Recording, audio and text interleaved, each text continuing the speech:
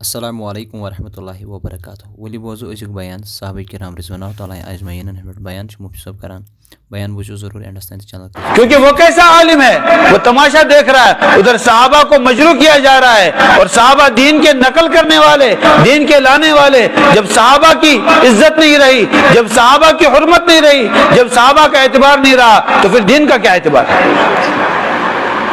یہ تمام مسلمانوں کو یہ بات ذہن میں رکھنی چاہیے۔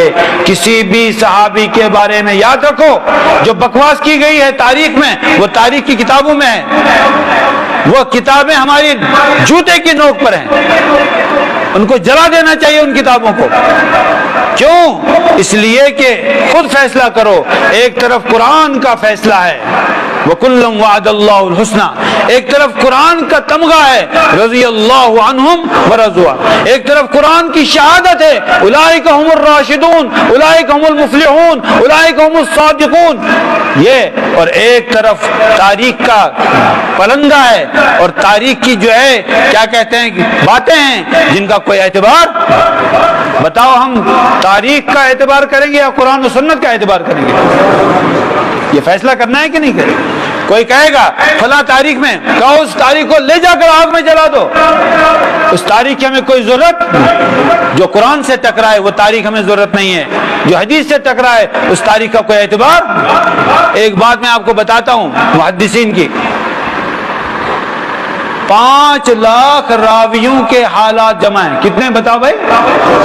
5 لاکھ، 5 لاکھ روایت حدیث کرنے والے حضرات، ان کا پورا جمع ہے کہ وہ کہاں پیدا ہوا، اس کا نام کیا ہے، اس کے والد کا، والدہ کا قبیلہ کیا ہے، شاگرد کون ہے، استاد کون ہے، کہاں کہاں علم حاصل کیا، کہاں کہاں علم پھیلایا، کہاں وفات ہوئی، اور کیا کیا کتابیں لکھی، سب کچھ موجود ہے اسماء الرجال میں۔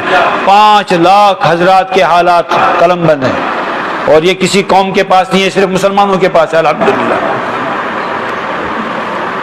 اچھا، وہاں پر محدثین کے ہاں پھر دوسرا مسئلہ ہے جرح و تعدیل۔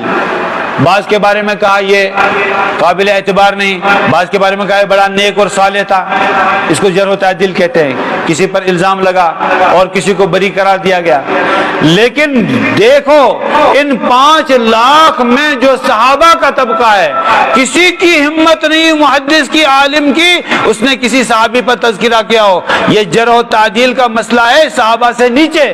صحابہ کے بارے میں آج تک کوئی مائی کا لال پیدا نہیں ہوا جس نے جرح و تعدیل سے کام لیا ہو۔ کیوں؟ کہ جن کی تعدیل اللہ نے فرمائی، جن کی تعدیل جناب محمد رسول اللہ صلی اللہ علیہ وسلم نے فرمائی، اور آپ نے فرمایا اصحابی کالنجوم، میرے صحابہ ستاروں کی مانند ہیں، بِأَيِّهِمْ اقْتَدَيْتُمْ اهْتَدَيْتُمْ، جس کی بھی تم اتباع کر لو گے ہدایت پا جاؤ گے۔ آپ نے فرمایا کہ جب تم دیکھو کوئی صحابہ کو برا کہہ رہا ہے تو کہو لعنت اللہ علی شرکم، تم میں جو بدتر ہو اس پر اللہ کی لعنت۔ ظاہر سی بات ہے جو صحابہ کے خلاف بھونک رہا ہے وہی ملعون ہے، اسی پر لعنت جائے گی۔ تو میرے بھائیو، صحابہ جو ہیں عدل والے ہیں، صحابہ جو ہیں ان کی تعدیل کی گئی ہے، صحابہ جو ہیں اعتبار والے ہیں، ان کو اللہ نے سند دے دی رضی اللہ عنہم۔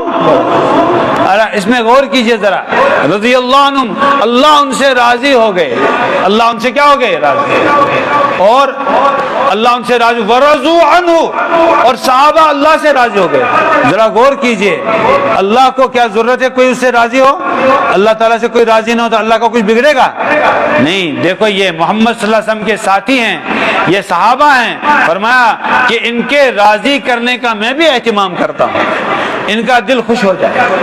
اسی لیے خطبے میں پڑھتے ہیں، خطبے میں کیا پڑھتے ہیں؟ اللہ اللہ فی اصحابی، اللہ سے ڈرو۔ اللہ کے نبی صلی اللہ علیہ وسلم کا ارشاد ہے اللہ سے ڈرو۔ ترمذی شریف کی حدیث ہے کہ اللہ سے ڈرو، اللہ سے ڈرتے رہنا میرے صحابہ کے متعلق۔ پنٕنۍ راے دیٖزیو ضروٗر کمنٹ باکسس منٛز بیان کیُتھ باسیو۔